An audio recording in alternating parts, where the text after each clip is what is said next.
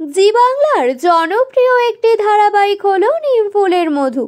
ধারাবাহিকটি ইতিমধ্যে দর্শকদের কাছে বেশ জনপ্রিয় হয়ে উঠেছে। টিআরপির তালিকাতেও বেশ নাম করে নিয়েছে ধারাবাহিকটি। এই ধারাবাহিকে এখন দেখা যাচ্ছে নতুন মোড়। মায়ের কথা না শুনে আবারও পর্ণাকে বিয়ে করতে চলেছে সৃজন। ধারাবাহিকের কাহিনী অনুযায়ী নায়িকা পর্ণাকে তার শ্বশুর বাড়ির লোকেরা একদম সহ্য করতে পারে না। পর্ণা বারবার চেয়েছে শাশুড়ি মেনে নিক, শাশুড়ির সাথে সুখে বাস করতে, কিন্তু সেটা আর হলো না। বাড়ির লোকেরাই তাকে ভালো থাকতে দেয় না।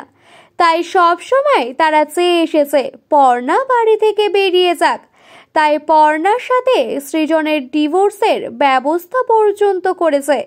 সেই ডিভোর্স মাঝে পিছিয়ে যায়, কিন্তু এখন আবার সেই ডিভোর্সের পর্ব সামনে এসেছে। কোনো কারণ ছাড়াই পর্ণাকে ডিভোর্স দেয় সৃজন, কিন্তু পর্ণা তো ছাড়ার লোক নয়। সে তো কারণ জানতে চাইবে, আর তাই কারণ জানতে নতুন পরিকল্পনা করলো পর্ণা। এই পরিকল্পনার ফলে সবটা বলতে বাধ্য হয় সৃজন।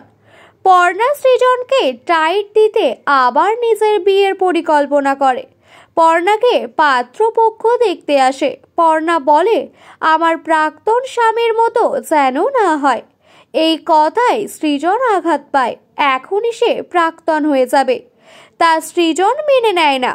এরপর পর্ণাকে জিজ্ঞাসা করে সে কেন এমন করছে। পর্ণা তখন জানায় সমস্ত অতীত ভুলে আবার নতুন করে জীবন শুরু করতে চায় পর্ণা। এই কথা শুনে সৃজন অস্থির হয়ে ওঠে। এরপর দেখা যাবে সৃজন এই কথা শুনে আর চুপ থাকতে পারে না। তাই সে পর্ণার কাছে সব সত্যি স্বীকার করে নেয়। আর তারপরই আবার পর্ণাকে কাছে ডেকে নেবে। আবারও পর্ণার মাথায় সিঁদুর তুলে দিয়ে বিবাহ বন্ধনে আবদ্ধ হবে। এবার জব্দ হবে পর্ণার শাশুড়ি ঈশা আর মৌমিতা।